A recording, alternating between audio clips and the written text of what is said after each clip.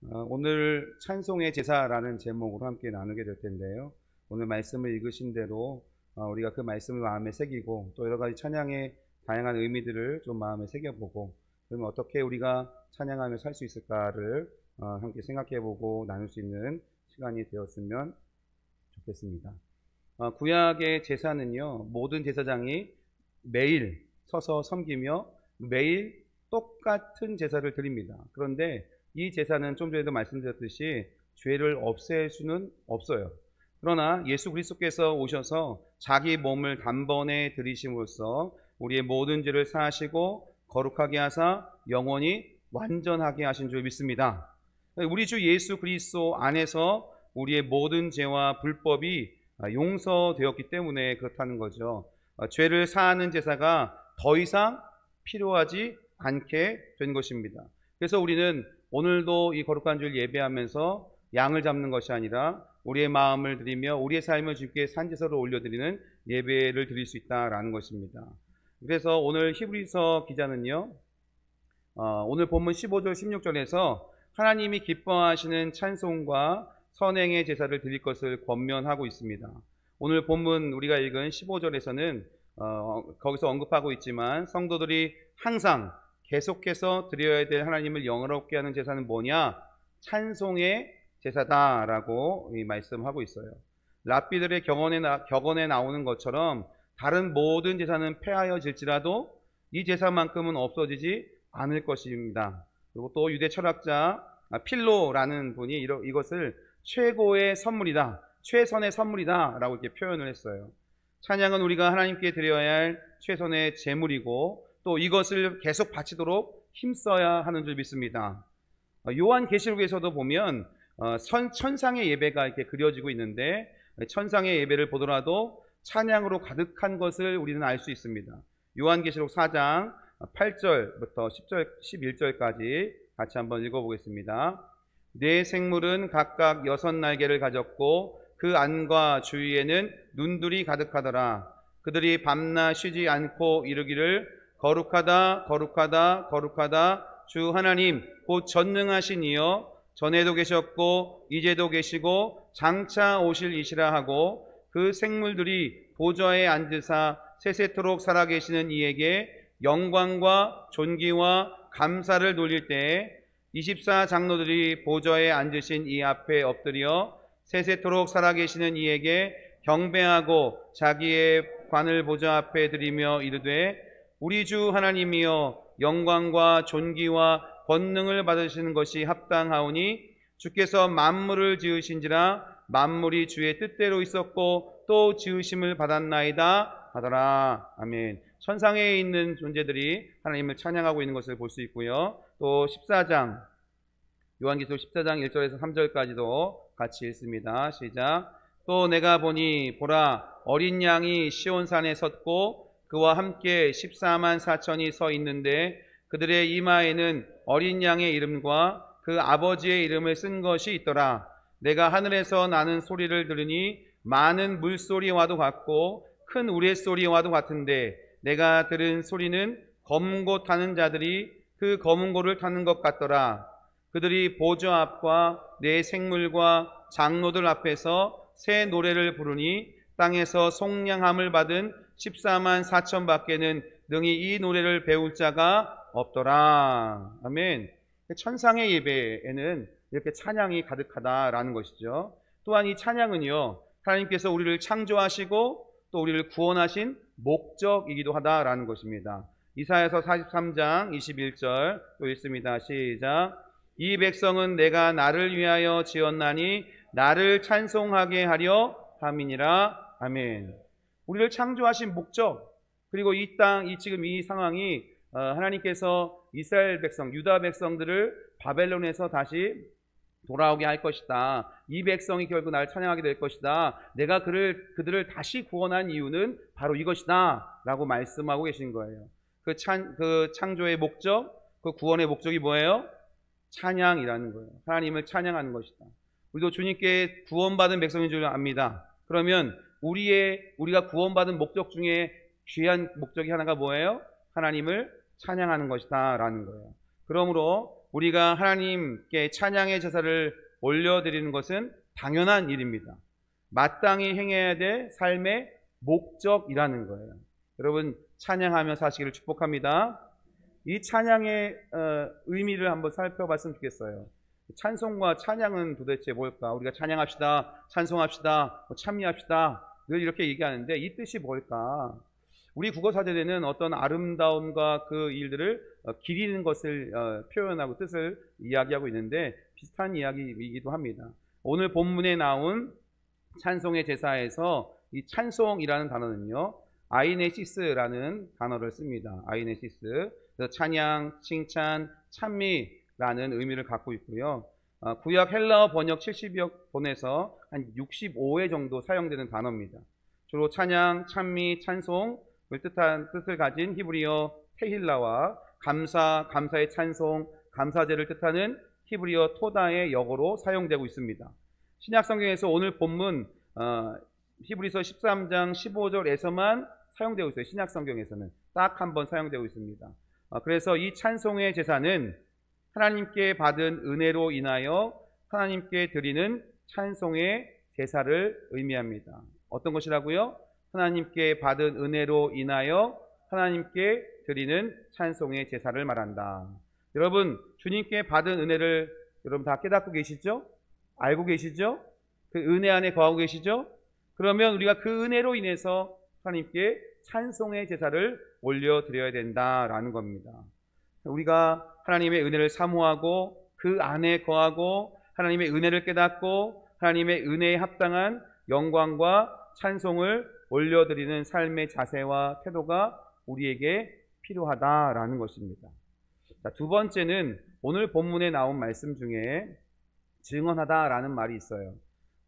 호몰로게오라는 단어입니다. 호몰로게오라는 단어인데 오늘 본문에서 이 찬송의 제사가 그 이름을 증언하는 입술의 열매다라고 표현하고 있는데요. 여기서 증언하다라는 말이 바로 이 헬라어 호몰로게오라는 단어입니다. 약속하다, 고백하다, 시인하다, 선포하다, 선언하다, 찬미하다, 칭찬하다라는 의미를 갖고 있어요.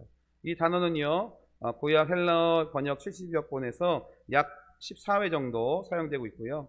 찬양하다를 뜻하는 히브리어 야다, 또 서운하다를 뜻하는 히브리어 나다르, 맹세를 뜻하는 히브리어 샤바의 역어로 한 번씩 사용되고 있습니다. 하나님을 찬양하는 것은 예수 그리스도를 통해서 죄인을 구원하신 하나님의 은혜에 대한 감사의 외적 표현 중에 입술의 표현이고요. 이것을 우리가 고백이라고 한다는 거예요.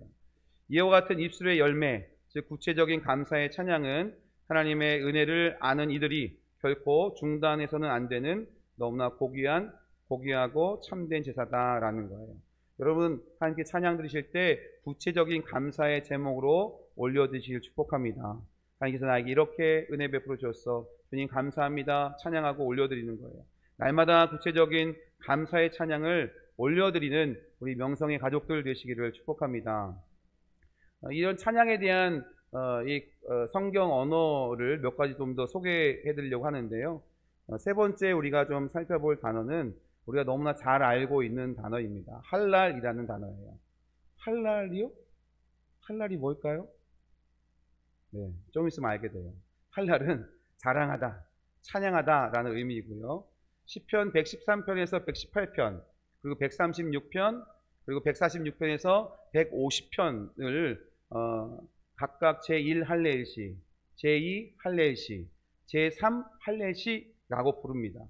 이 시들은 그 본문 중에 이런 내용이 나와서 그러는 거예요. 너희는 찬양하라. 이게 바로 할렐이라는 단어예요. 이 연편이 자주 나오기 때문에 할렐시다라는 이름이 붙여지게 된 겁니다. 그리고 이 어근에 할렐이라는 어근에 야훼의 축약형인 야와 결합해서 뭐가 돼요? 할렐루야가 되는 거예요. 할렐루야! 네. 그래서 할렐루야가 되는 겁니다. 할렐루야가 여호와를 찬양하라 이런 뜻이잖아요.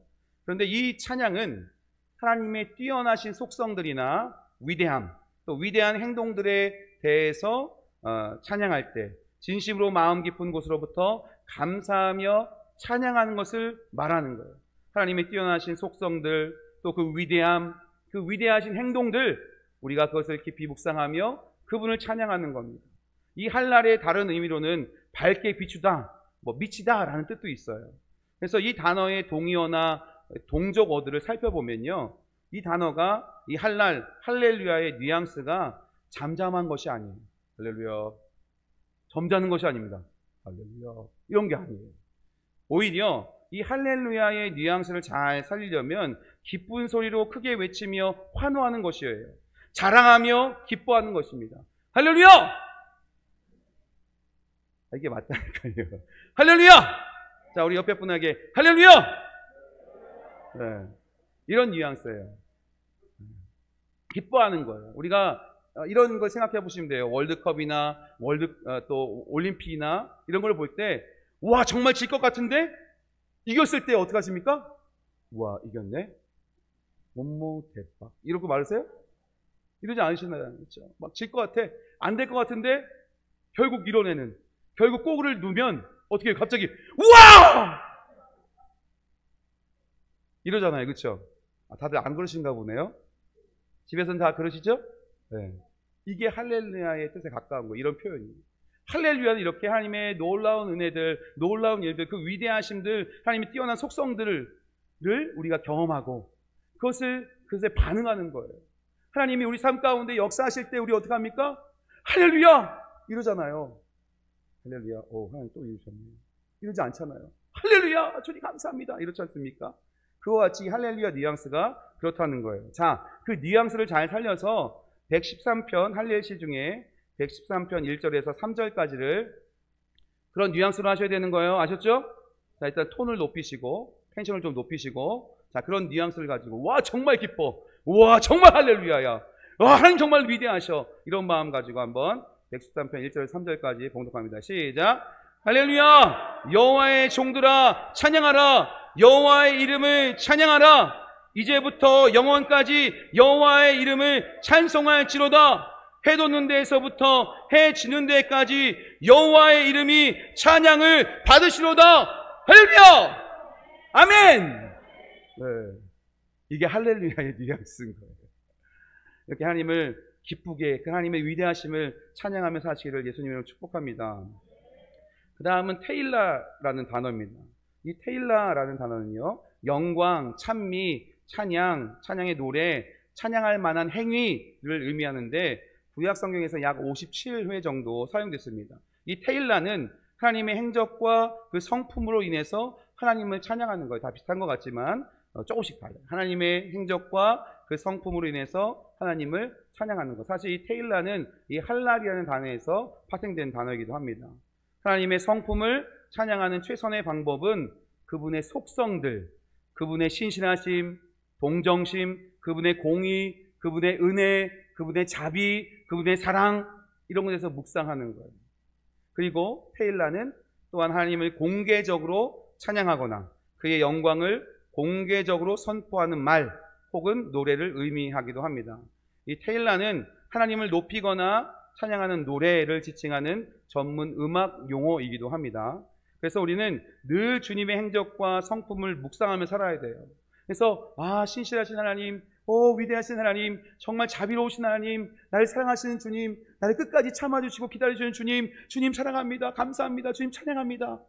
이런 테일라의 고백이 우리 삶 가운데 있어야 될 줄 믿습니다. 이게 테일라의 의미입니다. 다섯 번째는 야다라는 단어가 있습니다. 던지다, 쏘다, 감사하다, 찬양하다, 고백하다의 의미예요. 이 단어의 어근은 손을 뻗다가 어근의 뜻이고요. 그것은 결국 손을 들고 경배하는 것을 뜻합니다. 우리 아까 앞에 찬양할 때도 손 들고 찬양했잖아요. 그렇죠? 이렇게 손 들고 주님 앞에 찬양하며 경배하는 거예요. 그래서 야다는 하나님의 속성과 그의 일에 대한 인간의 공적인 선포나 선언, 고백을 나타내기 위해서 주로 사용되는 단어입니다. 찬양은 하나님이 누구입니까? 그리고 그가 무엇을 행하는가에 대한 고백이거나 선언인 거예요. 찬양은요, 그래서 이 용어의 가장 좋은 번역, 이 야다의 가장 좋은 번역은 고백이라는 거죠. 하나님의 사람들, 저와 여러분들 그리스도인들은 하나님의 속성과 이를 고백하거나 선언하기 때문에 그렇습니다. 시편 89편 5절 말씀을 같이 한번 읽겠습니다. 시작. 여호와여, 주의 기이한 일을 하늘이 찬양할 것이요 주의 성실도 거룩한 자들의 모임 가운데서 찬양하리이다. 아멘. 우리는 사람들 앞에서도 세상 가운데서도 이 하나님을 찬양해야 돼요. 이 하나님을 고백해야 돼요. 하나님은 신실하신 분이셔. 하나님은 사랑이 많으신 분이셔. 하나님은 거룩하신 분이셔. 하나님은 자비가 많은 분이셔. 선하신 분이셔. 라고 찬양할 수 있어야 돼요. 우리가 오해할 수 있는 건 이렇게 곡조가 붙은 찬양만이 찬양이라고 생각하는데 우리가 입술로 고백하는 것 자체가 찬양인 거예요. 하나님이 어떠한 분이신지, 하나님의 속성이 어떠한지, 하나님의 그 위대하심을 고백하고 선포하는 것 자체가 찬양이다라는 거예요. 이러한 찬양을 많이 올려드시길 축복합니다. 여러분, 레아를 잘 아시죠? 네, 레아가 있는데요. 야곱에게서 낳은 네 번째 아들의 이름을 유다라고 줬어요.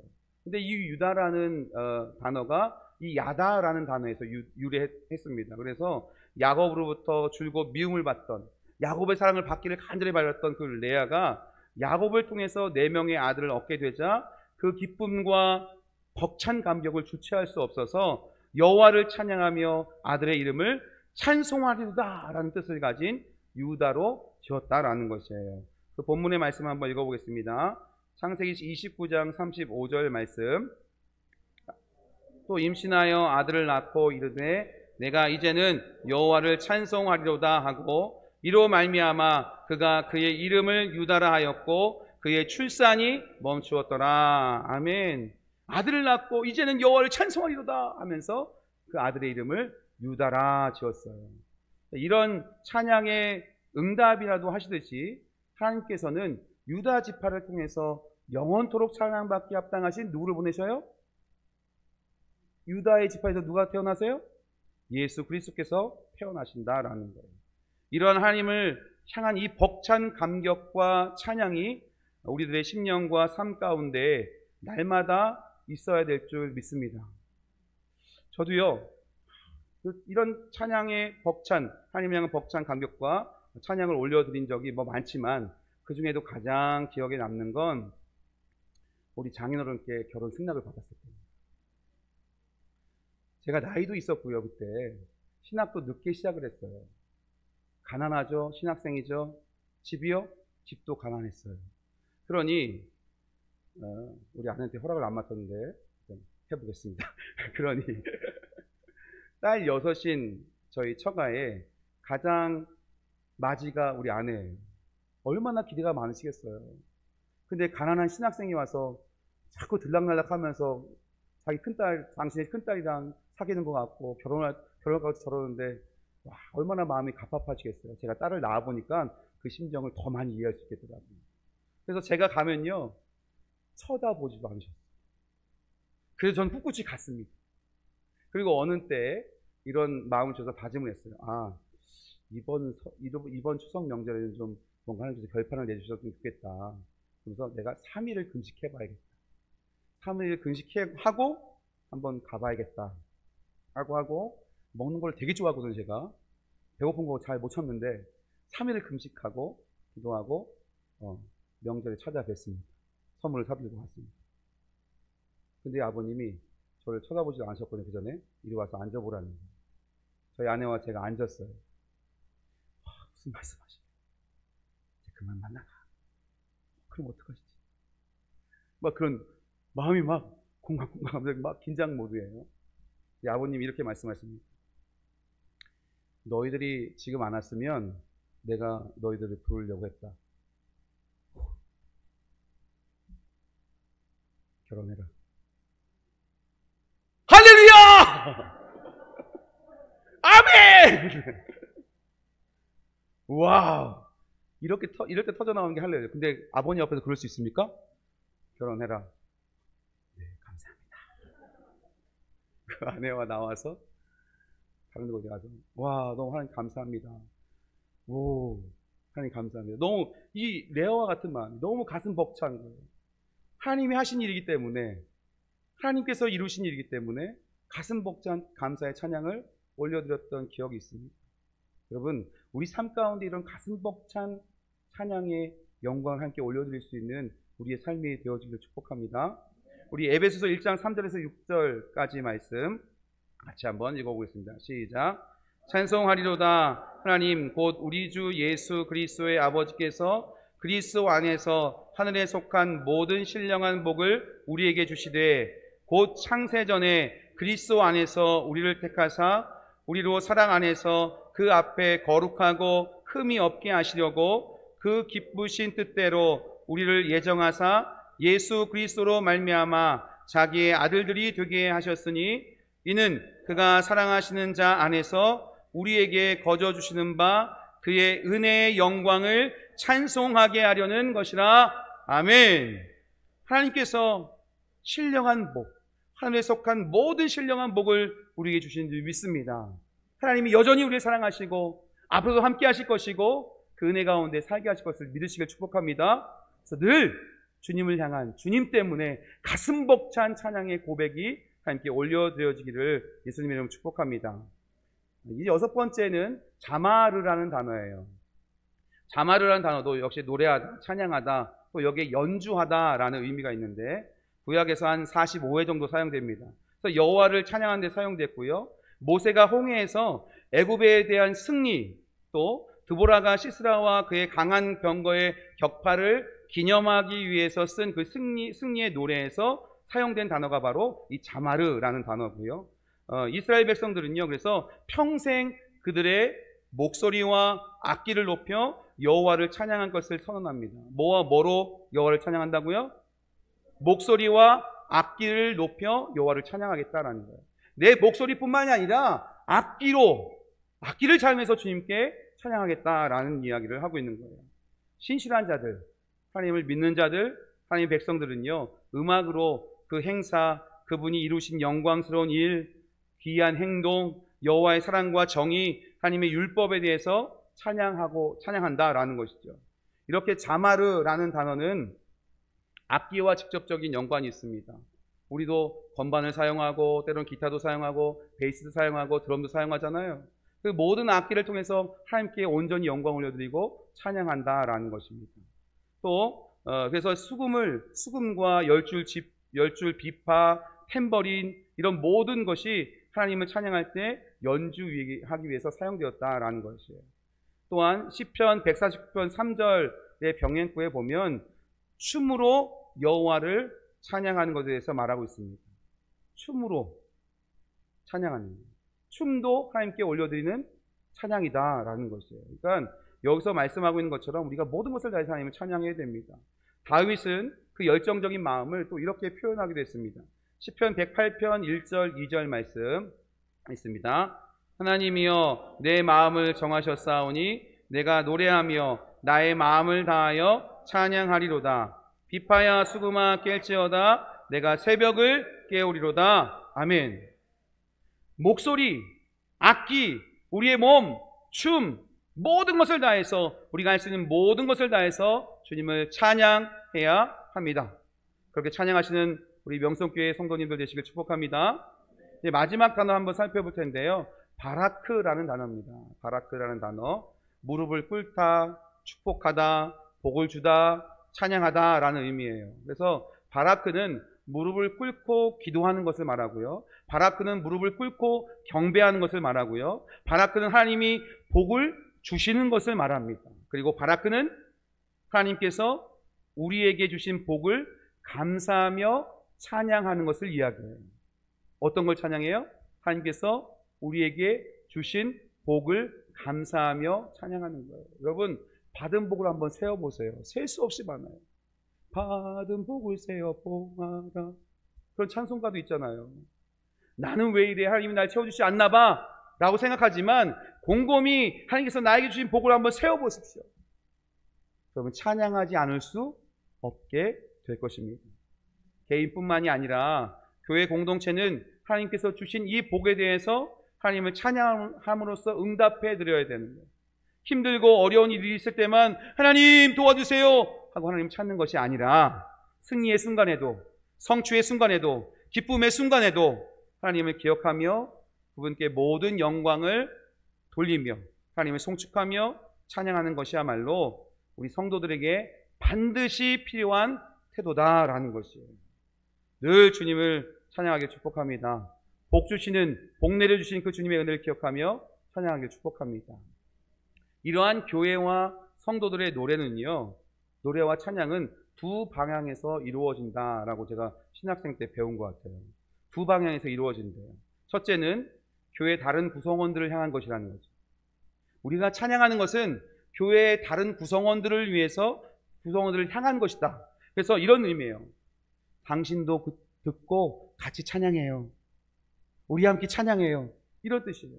그래서 찬양 인도자 하시는 분들이 함께 찬양합시다 하는 거예요.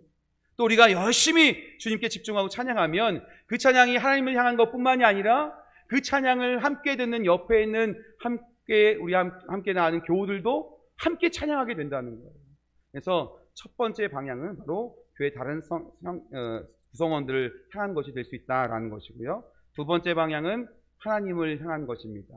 그래서 회중이 우리가 하나님의 위대한 그 구원의 행위를 찬양할 때 그 회중은 하나님께 그들의 찬양의 제물과 감사의 제물을 봉헌하는 것이에요. 하나님께 봉헌하는 것이. 여기다가 저는 한 가지 더 추가했으면 좋겠어요. 뭐냐면 세상을 향한 것이 되어야 된다는 거예요. 세상을 향한 것. 하나님의 어떠하심을 우리가 찬양할 때, 하나님의 신실하심을 찬양할 때, 하나님의 위대하심을 찬양할 때, 하나님의 자비하심을 찬양할 때, 하나님의 우리를 사랑하시는 그 거룩하심을 찬양할 때 그 찬양의 고백들이 결국 복음을 전하는 것과 같은 것이다 라는 것이에요.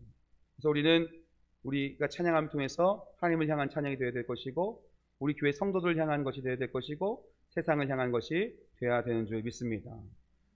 그래서 찬양은요, 믿음의 마음에서 나와야 되는 거예요. 아무리 내가 입술로 고백하고 있다 할지라도 그것이 내 믿음의 마음에서 우러나오지 않으면 아무 영향력도 없는 거예요. 그 믿음 없는 찬양은 하나님께서도 기뻐하지 않는 찬양인 거예요. 그래서 우리는 믿음의 마음으로 주님을 찬양하는 삶이 되어야 됩니다. 또 한 가지 생각해 볼 것은 어거스틴이 얘기한 건데요. 하나님께 향한 노래를 가리켜서 이렇게 표현을 했습니다. 노래하는 자는 2번 기도하는 것이다. 노래하는 자는 2번 기도하는 거래요. 이 얘기가 뭐냐면 첫 번째는 곡조로 기도하는 거고 또 가사로 기도하는 것이다. 그래서 우리가 이전부터 듣던 이야기가 있지 않습니까? 찬양은 곡조 붙은 기도야 라고들 우리 어리신 목사님들도 많이 말씀하셨잖아요. 찬양은 곡조 붙은 기도가 맞습니다. 그래서 곡조로 기도하고 가사로 기도하는 거예요. 이런 의미에서 볼 때 찬양은요, 예배에서 기도에도 속한다라고 할 수 있어요. 그런 의미에서 우리는 믿음과 겸손함으로 간절하게 찬양해야 될 줄 믿습니다. 아멘. 좀 재미있는 이야기를 좀 해드리고 싶어요. 좋은 음악은 사람들의 생각과 행동을 바르게 안내합니다. 그렇죠? 음악에 갖고 있는 힘이 있어요. 기본적으로 음악이 갖고 있는 힘이 있어요. 그래서 때로는 어떤 음악을 들으면서 눈물도 나고, 때로는 어떤 음악을 들으면서 마음이 힐링이 되기도 하고, 때로는 어떤 음악을 들으면서 힘이 솟기도 합니다. 어떤 음악을 들으면 되게 슬퍼지기도 하고요. 음악이 갖고 있는 기본적인 힘이 있어요. 영국 왕립음악원 고음악 교수이기도 하고 고음악 연구자이고 세인트 폴 체인버 오케스트라 음악 감독이고 또 객원 지휘자로 유명했던 크리스토퍼 호그 우드라는 분이 음악에 대해서 이렇게 표현했습니다. 음악이란 인간의 영혼을 움직이기 위한 소리의 사용을 말한다. 인간의 영혼을 움직이기 위한 소리의 사용을 바로 음악이다 라고 표현했습니다. 한 가지 질문 드리겠습니다. 그러면 가장 좋은 음악은 무엇이라고 생각하십니까? 가장 좋은 음악은 뭘까요? 우리의 영혼을 움직이기 위한 소리의 사용이 음악인데, 가장 우리의 영혼을 거룩한 길로 또 정직한 길로 선한 길로 안내하고 인도하는 음악, 가장 좋은 음악은 뭘까요? 찬양이겠죠. 찬송의 제사인데 찬양이 답이니까 여쭤보지 않겠습니까? 찬양이라는 거예요. 그렇습니다. 하나님의 말씀을 주제와 내용으로 하고 하나님의 속성, 하나님의 위대하심, 또 그 놀라운 일들을 노래하는 찬양이, 이 찬양이야말로 가장 위대한, 가장 좋은 음악이다 라고 할 수 있습니다. 이렇듯 인간의 영혼을 움직이는 소리를 구성하는 이 음악에는요, 3가지 요소가 있습니다. 음악을 구성하는 3가지 요소가 뭘까요? 찬양대원들 음악을 구성하는 세 가지 요소가 뭐죠? 어떤 게 있어요? 음악이 되죠?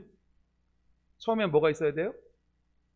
선율이 있어야겠죠. 그렇죠? 멜로디가 있어야 됩니다. 그리고 뭐가 있어야 돼요? 화음이 있어야 되고, 그리고 박자가 있어야 됩니다.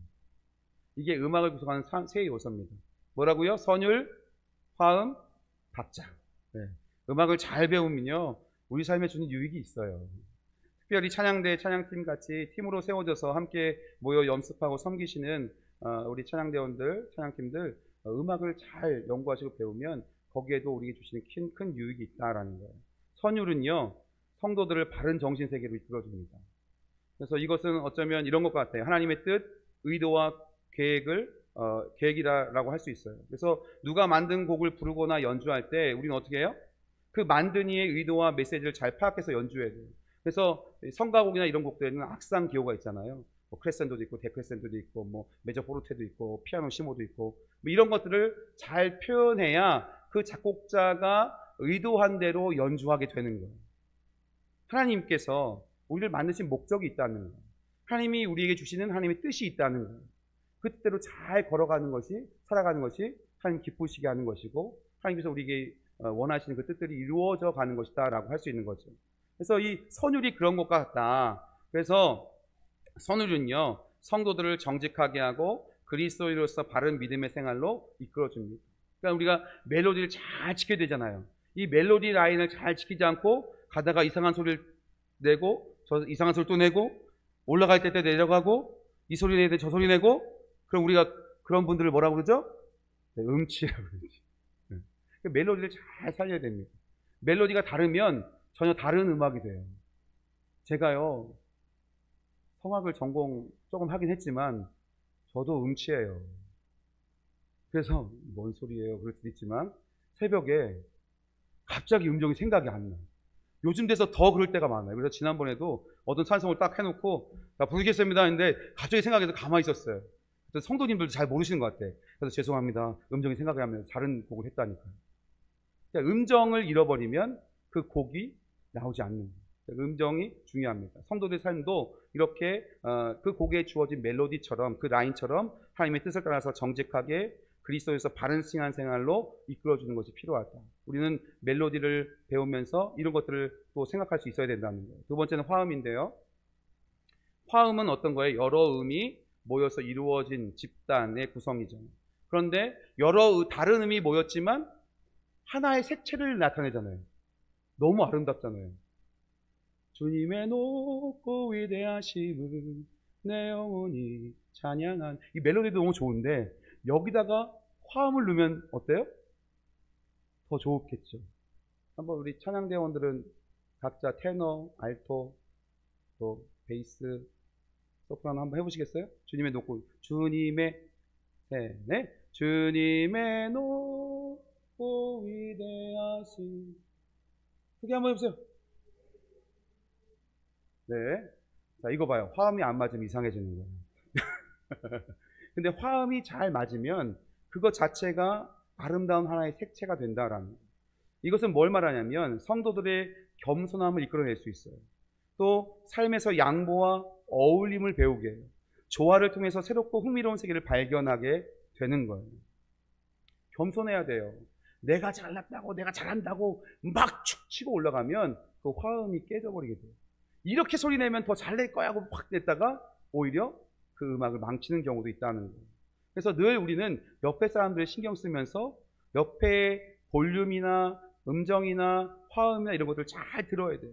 그러면서 삶에서 양보와 어울림을 배우게 되는 거예요. 이런 조화를 통해서 우와 신세계를 경험하게 되는 거예요. 우와 이렇게 아름답구나 라는 거예요. 제가 늦게 음악을 배우면서 너무 감사하게 메시아를 함께 합창을 부를 수 있는 기회가 줘. 학교에서 그냥 1년, 거의 1년 내내 가르치나 봐요. 계속 하는 거예요. 근데 혼자 하는 힘들고, 저는 또 화음은 진짜 못하거든요. 오로지 멜로디. 근데 멜로디 가끔 까먹을 때도 있고. 오로지 멜로디인데 화음은 절대 못 넣어요. 그런데 옆에 있는 친구들과 같이 들으면서, 배우면서 그 음을 내는 거예요.